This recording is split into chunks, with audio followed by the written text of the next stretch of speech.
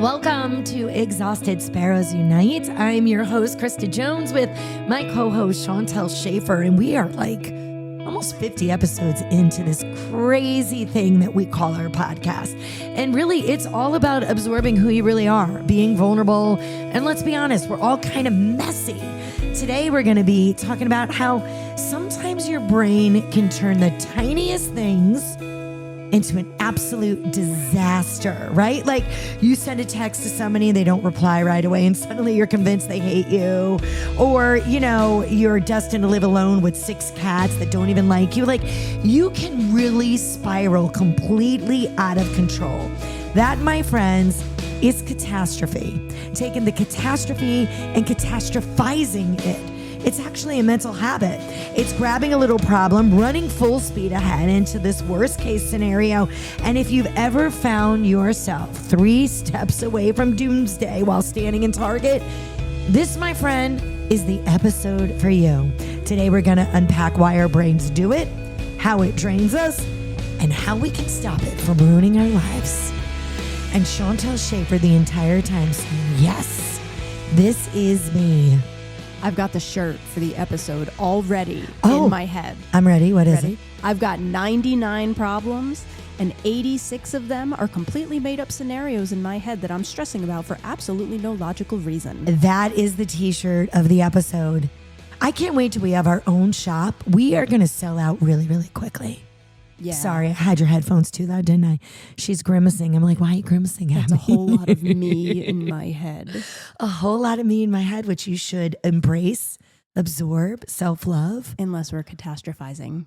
Oh my gosh, I can't even say the word more than once. I have to slow it down and try to say it.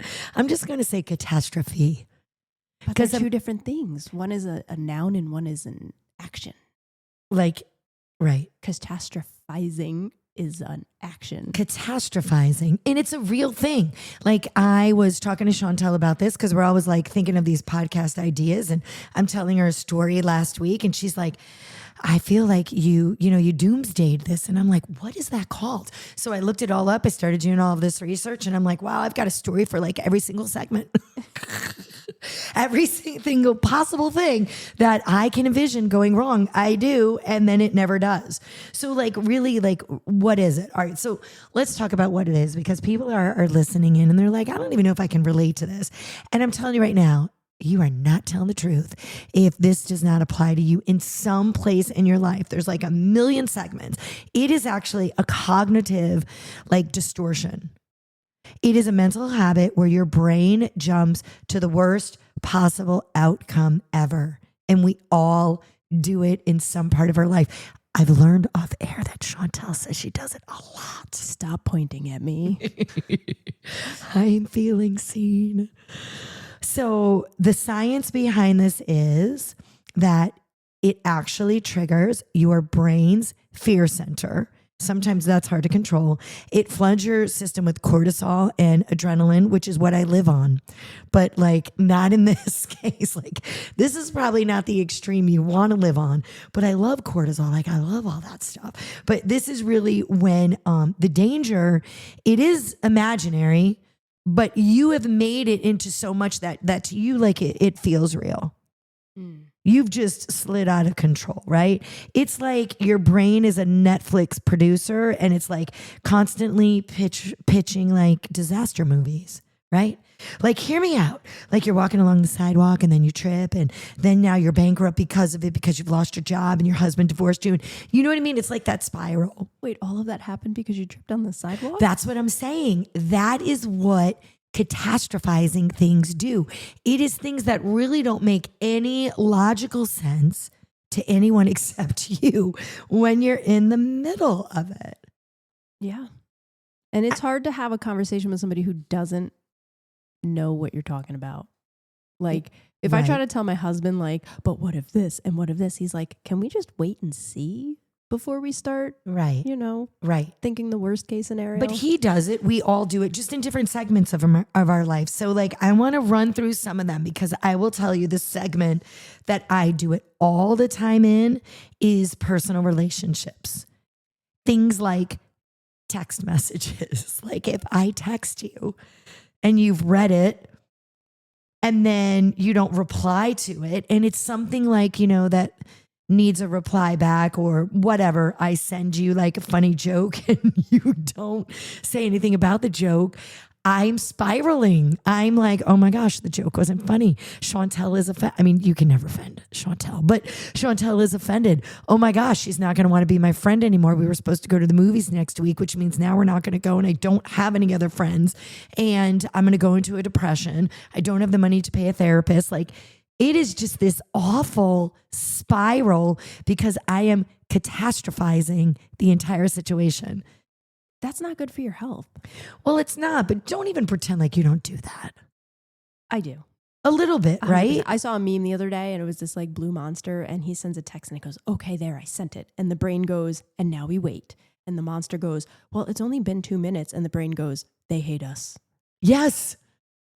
That is exactly what it is. It shows up a lot in our relationships. It shows up on our social media,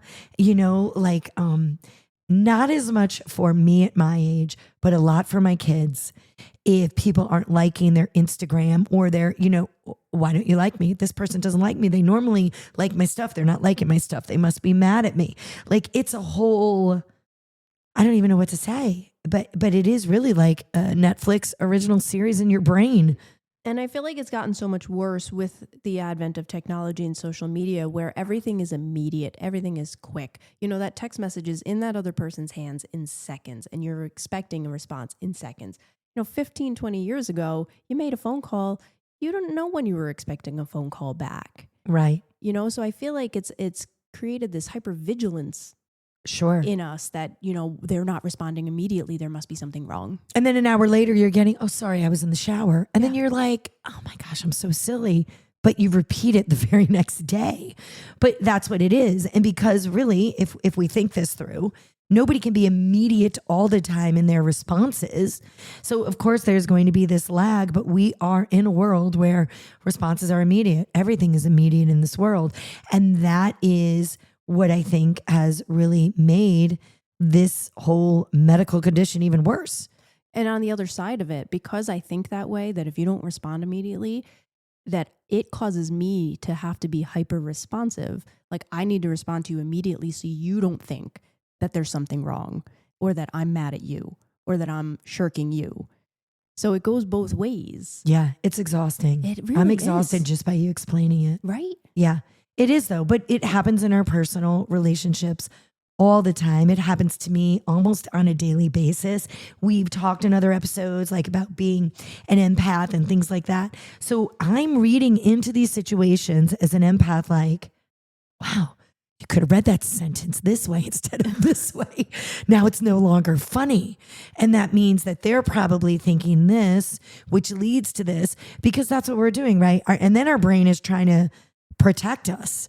Our brain is going, like you're trying to get 3 steps ahead of the problem you created that isn't even a problem, but you're trying to get ahead of it. So when this person finally writes you back or never writes you again because they don't want to speak to you, you've got like this whole dialogue and these things you can say as to what you really meant.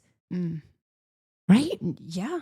It's a whole thing, but it doesn't just happen in our personal life. It happens in lots of different areas, like medically. Like, let's talk about WebMD, and not even necessarily WebMD. I mean, that one's not bad, but I mean, let's talk about the fact that you can Google anything and everything now. And now we're at a point where when you have a headache, it's no longer a headache. It is another way that this whole social connection that we have can be really, really dangerous. So before, if we had a headache, your mom said, oh, you have a headache. And then you just took some Advil and then you're like, I guess I have a headache. Because you weren't able at your fingertips to be researching. The headache is in the left lobe of the front of my brain, which means, oh my gosh, there's a tumor there. Like, right. You can also in the medical world go into this spiral. And now we have the danger of, half the stuff on the internet isn't even true. It's not even right. It's not even backed scientifically. So, you're reading Reddit. I'm sorry, Reddit, but you are. And all these people in all of their educational background, which is preschool teacher, who's now telling you, you have a brain tumor and it's spread into your liver. I see this a lot on social media in like moms groups. To me, now doctors are sending you lab results before they actually meet with you about your lab results. Good and point. It's causing this panic in people, and they're coming to social media and they're posting their lab results and going, what does this mean? Am I sick? Am I dying? You're asking the wrong person. You're asking many of the wrong people. Let's be honest. My friend group, forget it. Like, I feel doctors should be having that conversation with you before you get, because it happens to me where I have a sister who's a doctor. So I'm like, oh, what does this mean? And she's usually like, it means absolutely nothing. Chill. But it's a double-edged sword, I think, in the medical field, because they're bombarded an hour a day, 2 days after all of these tests are done. They're bombarded by these patients saying, so what's going on? Why haven't I got my test results? Right? The immediate thing. So they're like, all right, well, we'll at least get them up. But then you run into those other problems because there are people going, because these medical terms just sound awful. And it's like, oh, that was, like an infection in my big toe. But, it's like a 58 letter word that's like 4 syllables. And I'm like, oh gosh, do they have to amputate? Like, what does that mean? Yeah, it's scary. And so you get that whole thing too. It happened to me years ago. I had this issue going on. If you've heard any of our episodes in the past, there was one that we were doing kind of just talking about fight or flight. We were talking about friendships. And I was saying, I was having a really rough time. There was just a group of girls. Girls are mean, even in their 40s. I'm sorry to say it. Like, be careful who you surround yourself with. But there was a group of girls that started a whole Facebook group about me. And there was some icky things in there.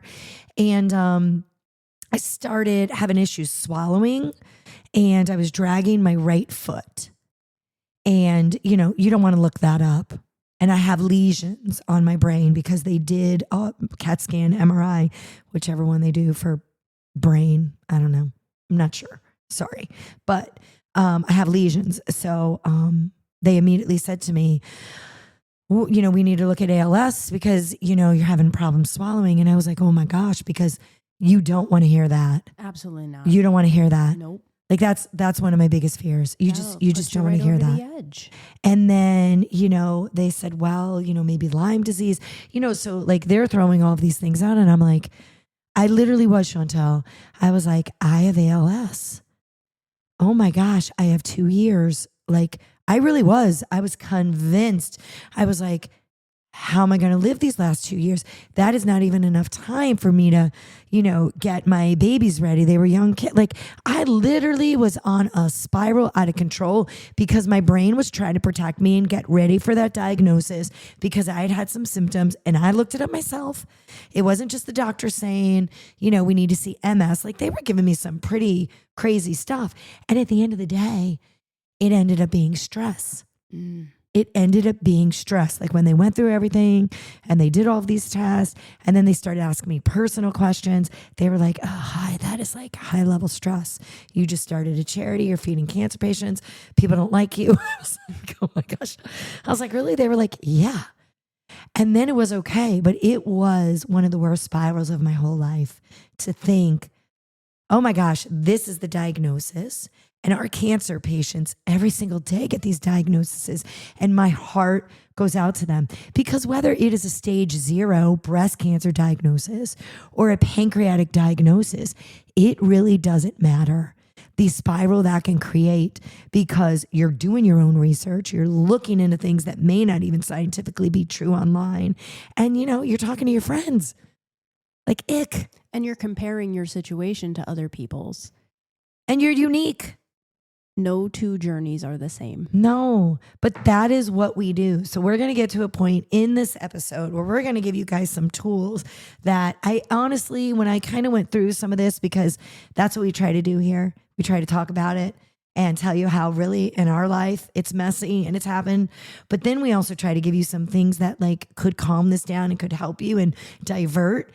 And when I was looking at this last week, I was like, I really wish I would have known some of these because, you know, we really can get ourselves in a really bad mental place that then leads to so many other issues.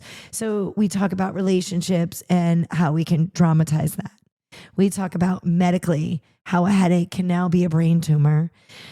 You know, what about parenting?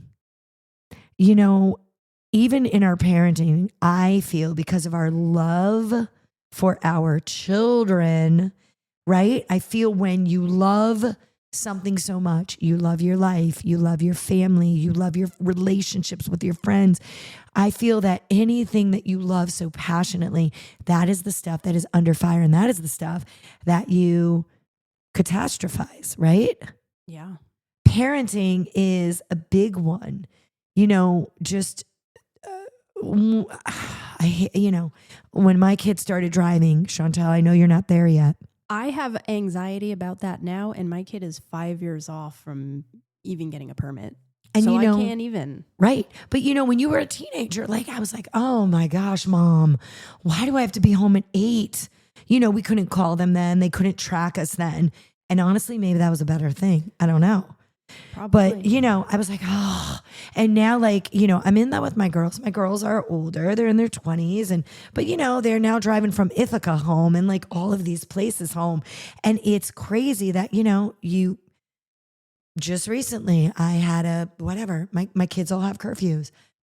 It's a thing in my house. My 24-year-old does not like that. You're not allowed to stay overnight at anybody's house. You live with me. You got to be home. You may be able to come home at 2. But you got to be home. And, she was late coming home. And immediately I go to things like she was wanting to Uber home and I told her she shouldn't. Did she end up Ubering and not go home with her friend Katie? Is she now somewhere in 84 being kidnapped and taken to a foreign country? The things that we do even with our own kids. And I think that's because of the love we have for our kids. Like we can get into dark places really quick.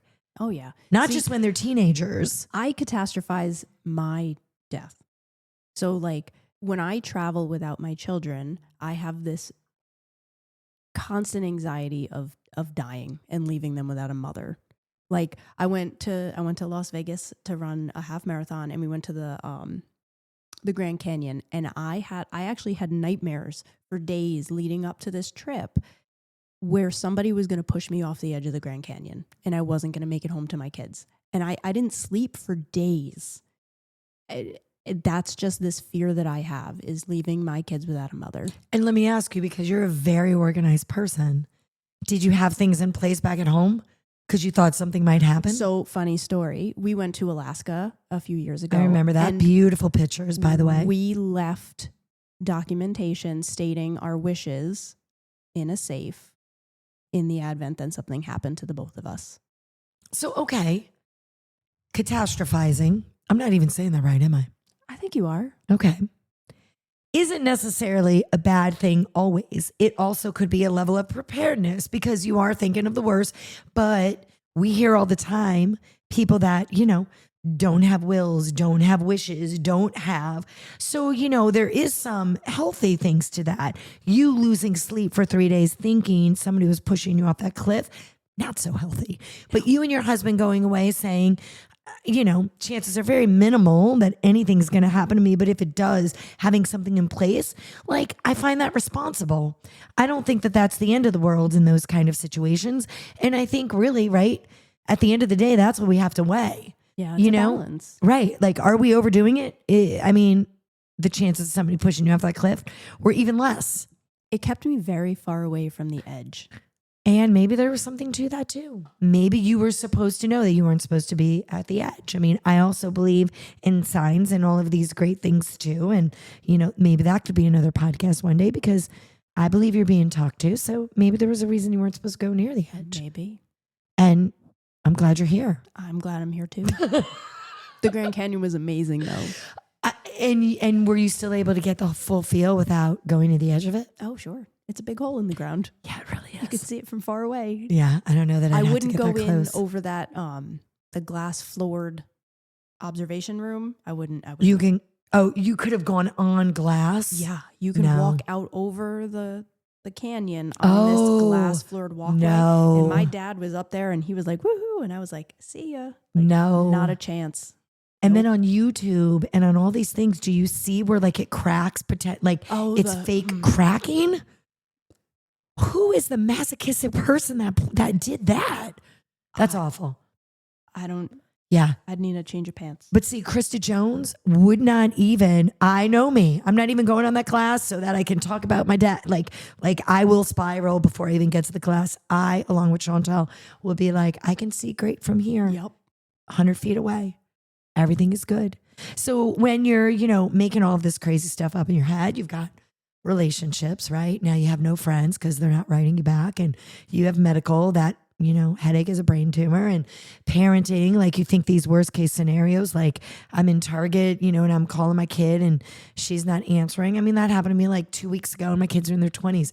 And I'm like, oh my gosh, it's right by the front of the mall. Like you have all this parenting stuff and you have your career stuff. Like that's a whole nother area that you really can spiral in. We had someone that worked here a couple years ago, and she had sent out an email with attachments that she shouldn't. I mean, pretty crazy attachments that probably shouldn't have gone out to anyone. And honestly, by the time I got in her room, because she wanted to talk to me about it, she had pretty much packed her bags and she was pretty much leaving, because she had already in her head worked out that her career was over. Wow. And, it was a mistake, but, I was like, okay, I could have done that. Anybody could have done that. We need to encrypt this. We need to lock this up more so we can't make that mistake. But in our careers, I feel sometimes, we'll send out that email too quick, like half written. Or we send out, the attach. How many times this week, Chantel, did I go, sorry, no attachment? You know what I mean? And, I think sometimes we spiral with that kind of stuff as well. I sent out an email last week and all it said was, congratulations, doctor. You did. And I had to write back and be like, sorry, I got a little overzealous on the send button there. You did. I 100%. And you got to kind of make a joke of it. Well, yeah. I think if it had happened last year with the first gala and it was my first go around, I probably would have felt more nervous about it. But, right. I think it's who you work with too. You've got to know like your audience, like it's who your leaders are and your departments, and, are they really hard on you? Like, do they understand mistakes? So I think that all comes into play. And it also depends, like, do you count on this job and you're in a desperate situation where you really need this job and now you're worried. I mean, I think the career, there's a lot that goes on with that. Calling people the wrong names. I once, when I DJ'd, please don't tell me called it was a bride. No. I did on the microphone. I said Kathy instead of Karen. Yeah. Oof. Yep. And then I did some fast thinking. I think I got out of it. I don't even really know.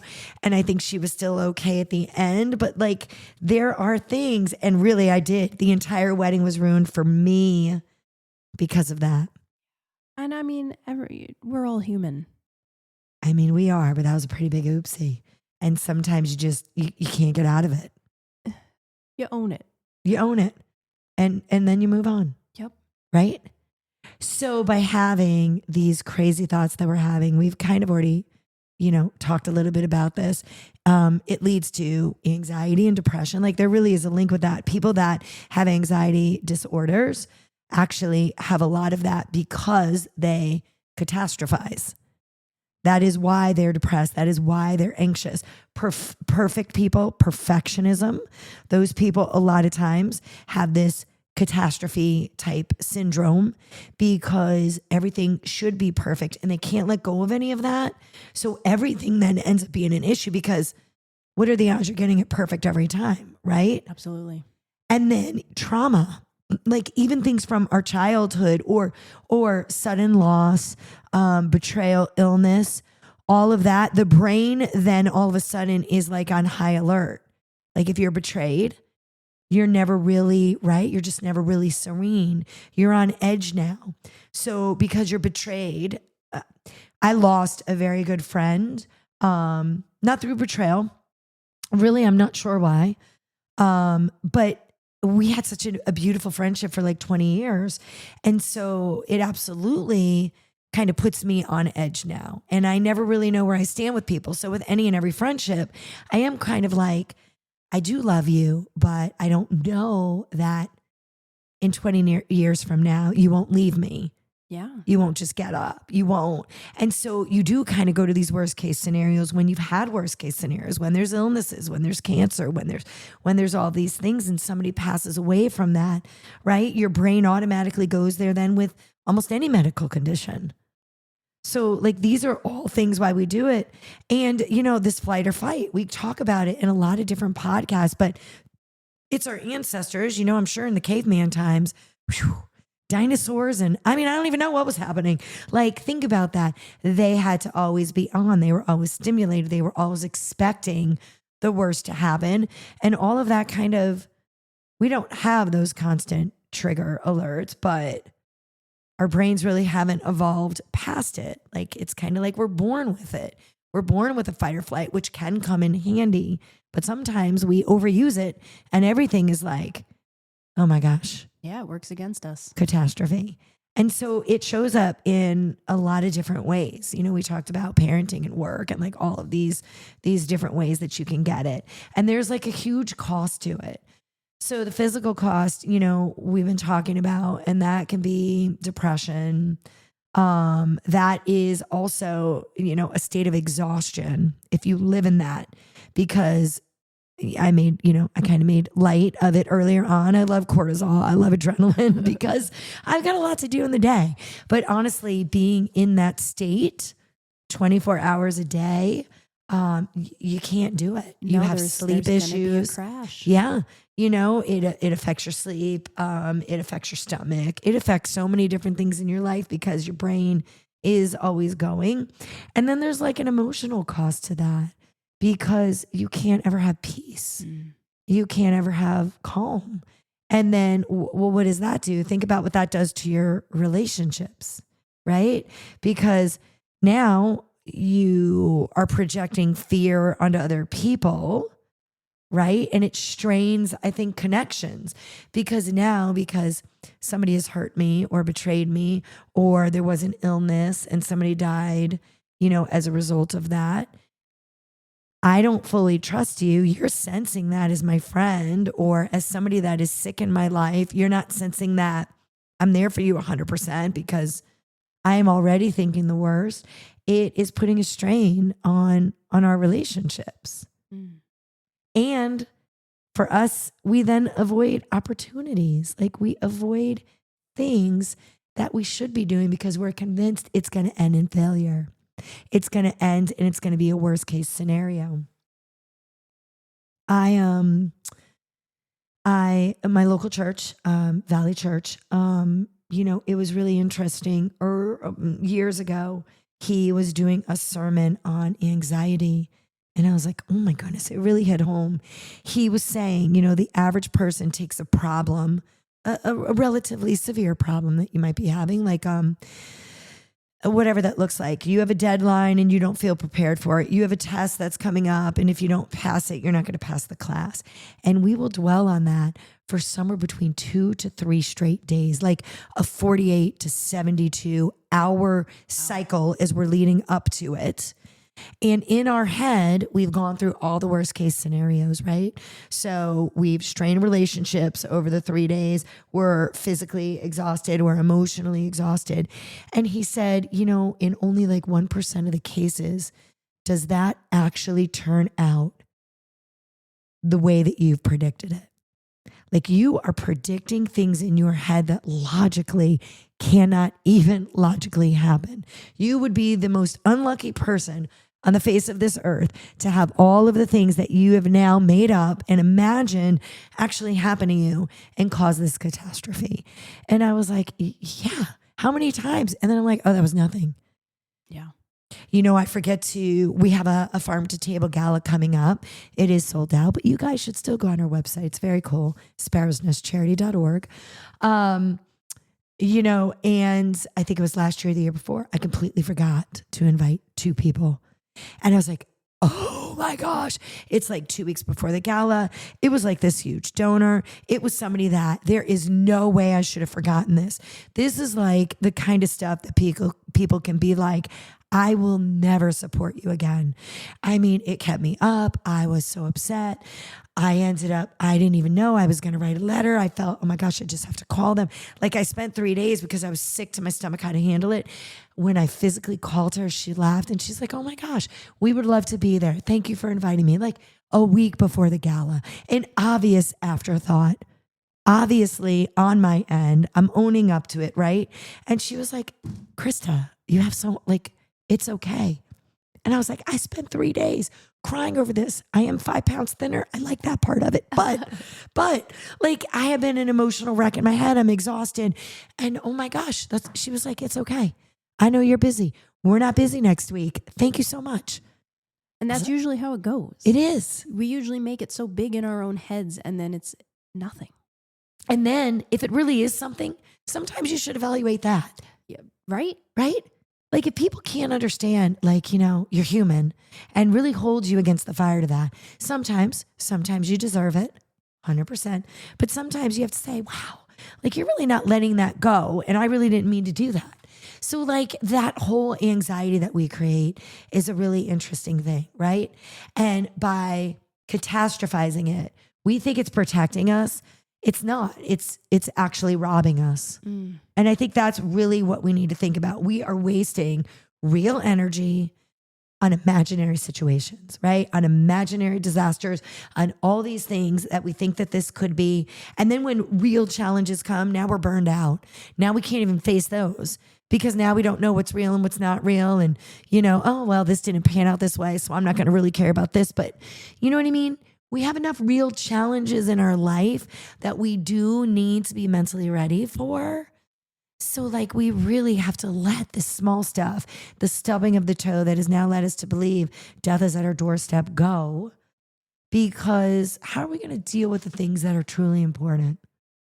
I am so overwhelmed. Everything you just said. Oh no. No, it's just so much because I realized that I do this so much more than I thought I did. Yeah. And how do we not do it? The average person spends 38 minutes out of their day doing it every day. 38 minutes on something. Just one thing. Something. And if you're only up for me 8 hours, no, I'm just kidding. I'm up for a little more than that. Liar. You lie. 38 minutes is a lot of time. That is a lot of time to spend on worrying about fictional situations. All right. So you brought up a good point. Like, what do we do? And first of all, you just said it, really. You have to be aware of it. So now you're aware that there might be times in your day. So you need to be aware of it and you need to name it. You need to say, oh, I'm catastrophizing. This is not the truth. I'm catastrophizing. I'm predicting the future when I have no business doing that because I'm not going to be right. If I was, I'd be making a lot of money right now. Let's be honest. None of us can do this. I don't care who you think you you don't are. have a crystal ball? I don't have a crystal ball. Okay. You can write it down in journal. I'm not a great journaler. I think it's because I have this attention deficit disorder. But if you like to journal and that helps you, you should write it down. You should write down every time this comes up. My gosh, I lose half hour of every day. Then you should test yourself. So go through the steps. I wrote to Chantel a joke that I thought was funny and she didn't answer me back. Oh my gosh, she probably hates me. All right. She's not answering you back and maybe she did find it offensive. Okay. What's the worst thing if she found it offensive? Well, if she found it offensive, she might not talk to me. Okay. And if Chantel doesn't talk to you, is that a deal breaker in the friendship? Are you going to be able to reach out to her and reconnect? So the thing is, you now got to like run through it. What really is the worst thing? You have a headache and you think it's going to be a brain tumor. All right, well, you have a headache. Do you have other signs? Is there anything else that has changed? Did you just go to the doctor? Has anybody told you something's going on? If something were going on, what is the worst thing that could happen? All right, medically, do you have to do more testing? Yes. So, sometimes if you're the kind of person that's like, well, I can't believe this is fake, something might happen. Okay, go through it then. What is the absolute worst thing? 90% of the time, it's not going to be a disaster, right? Even if you run through all the logical steps, if you stub your toe and then you fall, are you really going to break your leg? And if you do break your leg, is your husband really going to leave you? Probably not. Are you going to be able to work? Yeah. 6 weeks later, once you get your cast, work through that and then flip the script, right? So what is the best case scenario that can come out of this? That is what got me when I was reading through this. Oh my gosh, that's what I should be doing. So I didn't invite those people to the gala that really should have been there. Best case scenario was they'd give me grace. Best case scenario would have been like, Krista, it's really okay. Best case scenario would have been like, Krista, call them right now because you've done it. Don't even think it through. Call them right now. Be vulnerable. Be honest.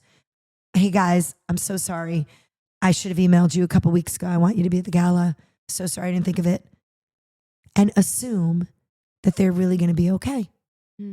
Flip the script.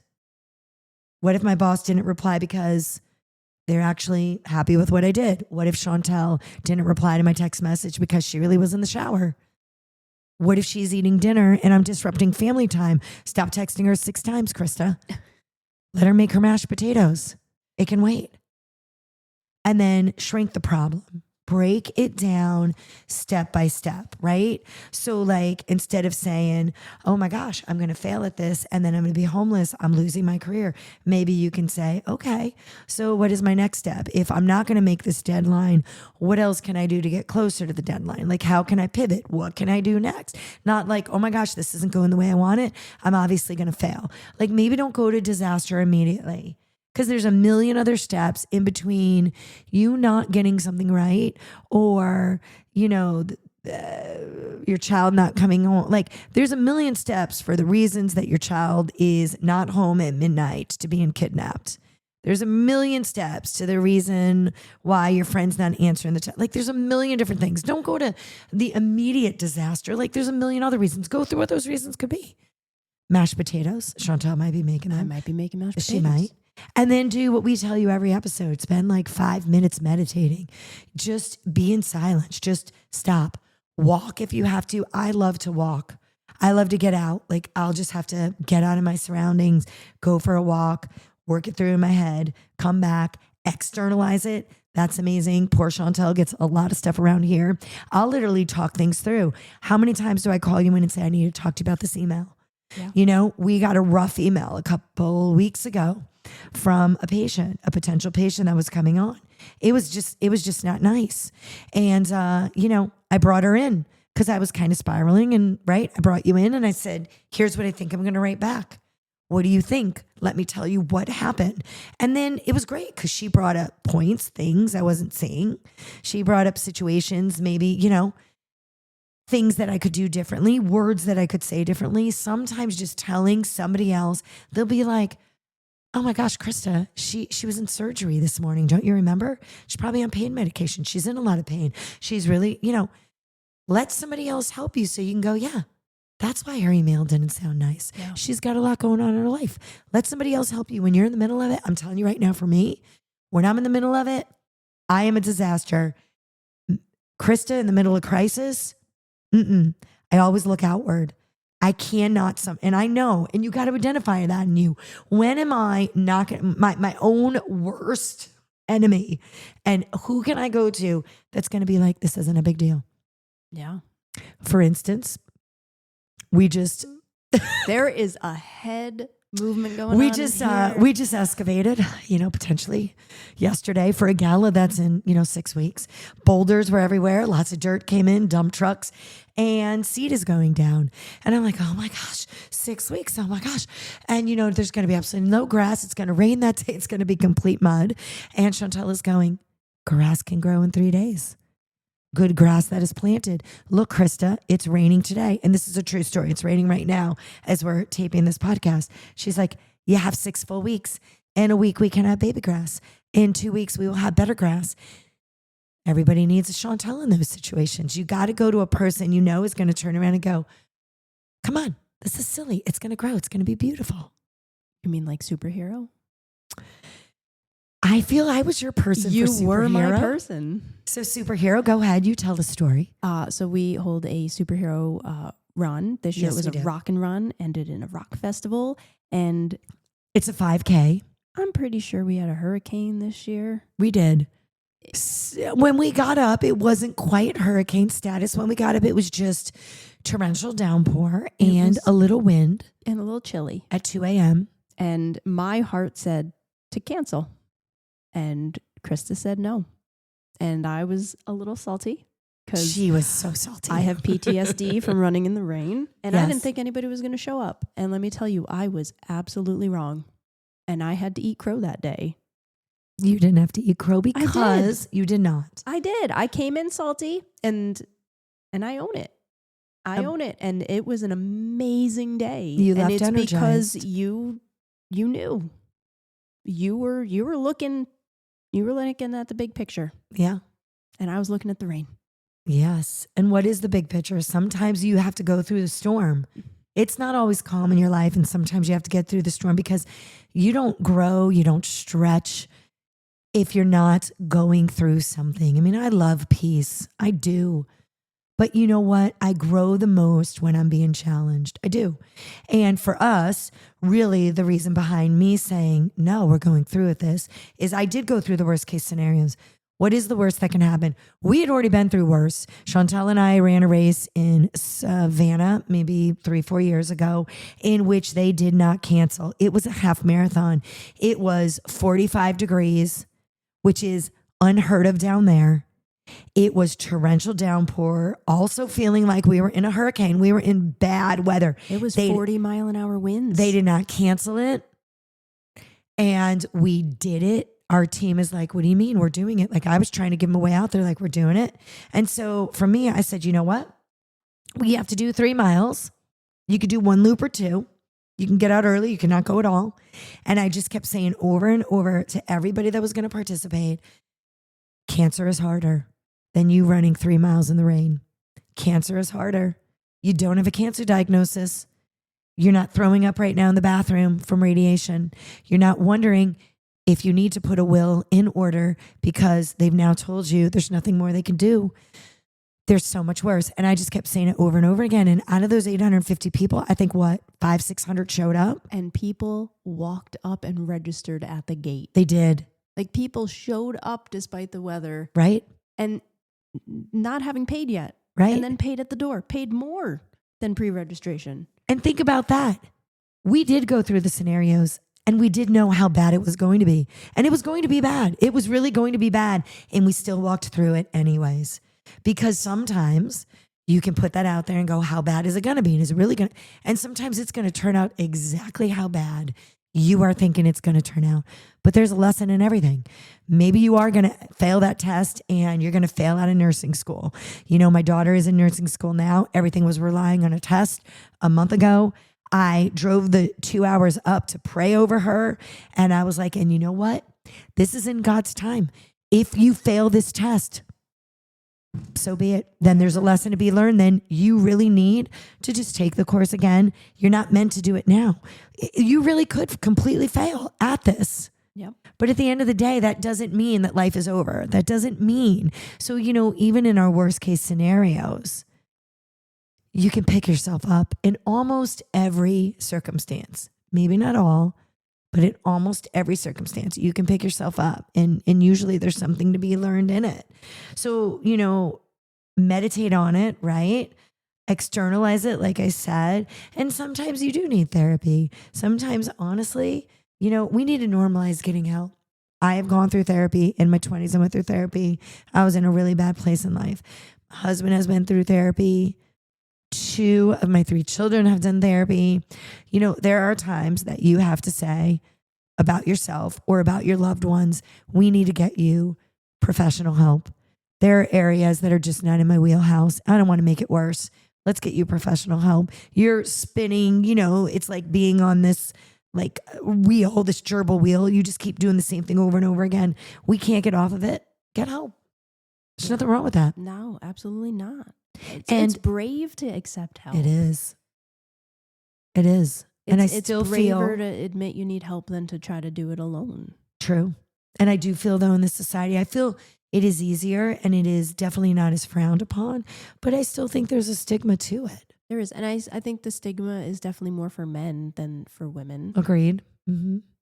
But sometimes men need it more because, 100%, right? Because they're trying to keep it all together and act like the tough guy. Yeah, communication, all of that. I mean, I'm sure that's going to be an episode in the future. But, you are not stuck, right? You're not stuck if you're thinking the absolute worst thoughts.